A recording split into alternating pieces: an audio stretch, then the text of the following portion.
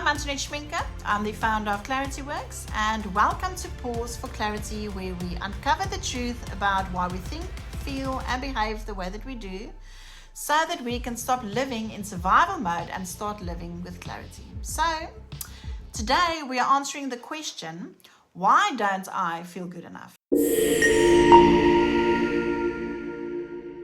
So, maybe for you, not good enough sounds like I'm not young enough, or I'm not smart enough, I'm not pretty enough, I'm not successful enough, I'm not qualified enough, or I'm not doing enough. Or perhaps you don't even say it out loud. Maybe it shows up with what you do. So you become a perfectionist, you become a people pleaser, you constantly compare yourself to other people, you sacrifice yourself in relationships, you keep yourself small, you procrastinate on the things that matter most, and you set the bar so high that you can never reach it. So you might even avoid doing the very thing that you know that you need to do. And then you look at the results and unconsciously you think, see, I am not good enough. So can you see the trap? Because I'm not good enough is not an identity, it is a belief. And beliefs influences the way that we see ourselves. And they influence the way that we interpret situations. And they influence the choices that we make. So the problem is, most of the time, we don't even realize that the belief is there. You don't wake up one morning and you say, you know what, today I am going to self-sabotage myself because deep down I don't really believe that I'm good enough. It is much more subtle than that. And you simply just don't take that step. You find a reason to wait. You tell yourself that you are not ready. Or you make that goal bigger. Or you just decide to, you know what, I'm going to keep on working on this project. I'm going to keep on working, never actually taking that step. So you make that goal bigger. You make the standard higher. You compare yourself to somebody else. And you try to prove yourself. But underneath all of that might be one simple belief, and that is that I am not good enough. So let's pause for clarity. What if you don't actually have a motivational problem? What if you don't have a discipline problem? What if the thing that is stopping you is a belief that you haven't even seen yet? Because when you believe that you are not good enough, your mind can start looking for evidence to support that belief. And this is where self-sabotage can become so subtle. Because you don't necessarily self-sabotage yourself because you want to fail. You may actually be trying to stay consistent with what you already believe about yourself. So if deep down you believe that I'm not capable, then taking a big step can feel threatening. I want to show you the pattern. We often look at our behavior and we think, you know, I need to change this, or I need to stop procrastinating. I need to be more disciplined, or I need to work harder. But look at what is happening underneath. This is in your subconscious mind. You've got a belief that I'm not good enough. That influences your thoughts, I'm going to fail, which influences your emotions, where fear, shame, and anxiety lies, which influences your behavior.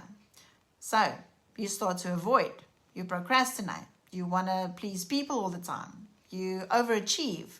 You try to prove yourself, which creates the result. What results? You don't take the step. You don't get the results. And then the result that you didn't achieve reinforces the original belief, and that is that I am not good enough. And that is the trap. So if you want to know where all of this is coming from, be sure to subscribe to this channel of mine. And watch my next video about why do I keep repeating the same patterns. And this is what I mean by it is a blind spot. You can't see what you can't see. And sometimes you don't know what is driving your behavior. You might say that I don't know why I keep attracting this kind of relationship. Or I don't know why I keep holding myself back. I don't know why I keep doing this. But there may be a deeper belief underneath it. So imagine somebody grew up feeling unwanted. They may have learned that I'm not worthy of love. And then they grow up and without consciously choosing it, they may find themselves repeatedly drawn towards people that are dismissive, that are unavailable, that are disrespectful. And then they try to fix the relationship. Well, they try harder. They become more accommodating. They sacrifice themselves. They try to finally earn the love that they didn't believe they deserved. But what if the deeper work isn't simply changing the behavior? What if it's becoming aware of the belief underneath it? I believe that I'm not worthy of love. So there is this beautiful quote of Carl Jung, and it says, until you make the unconscious conscious, it will direct your life and you will call it fate. So I think that is such a powerful way of understanding this, because, you know, you might say, this is just who I am. I'm just not confident. I'm just a people pleaser. I'm just someone who procrastinates. But perhaps it is not who you are. Perhaps it is something that you've learned, something that you've adapted to, something that you've believed. And when you begin to see it, you can begin to question it. And when you can question it, well, it loses its power. It doesn't have the same power over you. So the next time that something triggers you, don't ask, why am I feeling this? You can go a little bit deeper and you can ask yourself, what does this moment make me believe about myself? And when have I felt this before? And perhaps, what did I decide about myself because of that experience? So these are not always easy questions to answer, because these beliefs, well, they obviously sit much deeper than our conscious thoughts. And sometimes you can't see your own blind spot. And then there's something else I want you to consider. We are so preoccupied with feeling better. You know, it is, how do I get rid of this anxiety? Or how do I feel not so insecure? Or how do I feel, stop feeling so afraid? But what if the goal isn't to always feel better? What if part of becoming free is becoming better at feeling? No, you're going to roll your eyes and you're going to say, Antoinette, I don't go there. I don't want to feel anymore. But making space for what is actually there, you know, so fear can sit at the table. Sadness can sit at the table. Shame can sit at the table. Invite them all. You don't have to engage with them. You don't have to talk to them. Just acknowledge that they are there. Because you can learn to feel without being controlled by what you feel. So what is actually true? It's actually very simple. Look who created you. You were made in the image of God. You were made with purpose. You were made with creativity. You were made with the capacity to grow, to discover, to experience life. You were made with love. Your worth isn't something that you achieve. It isn't something that you earn by becoming successful. You don't have to become enough. You were created worthy of being loved. And the work isn't becoming somebody you're not. The work is removing the things that have obscured you to what you were created to be. Now, the truth is that there is nowhere to arrive.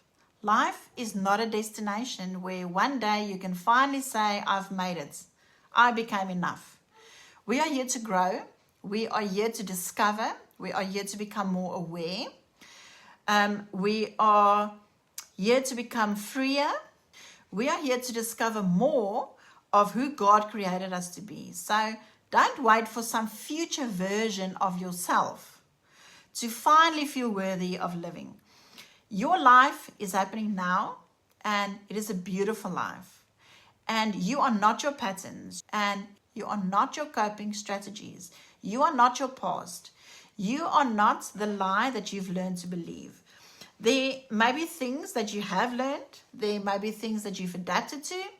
There may be things that you've believed that aren't true. But there is more to you than the story that you've been telling yourself. And perhaps the next step isn't to try harder. Perhaps the next step is simply to become curious enough to see what has been running your life beneath the surface. Because when you can see clearly, you can begin to choose differently. So I feel that I do need to be honest with you. Recognizing a pattern is one thing. Understanding why the pattern is there, where it came from, and how it changed is another. And sometimes we can see the behavior, but we can't see the belief underneath it. And that is what a blind spot is. And that is why this work is a process. It is not simply telling yourself that you know what, you are good enough. It is really about uncovering what has been running underneath the surface in your subconscious mind, bringing it back into awareness and learning to see yourself differently. That is the work that I do. And in my Renew Your Mind program, this is the kind of deeper work that we move through together. So if this teaching resonated with you, put it in the comments. What is one belief about yourself that you've been carrying that might not actually be true? Because, sometimes the first step towards freedom is not changing what you're doing. It is finally seeing why you're doing it. And when you can see it clearly, you can begin to choose differently. And that is clarity.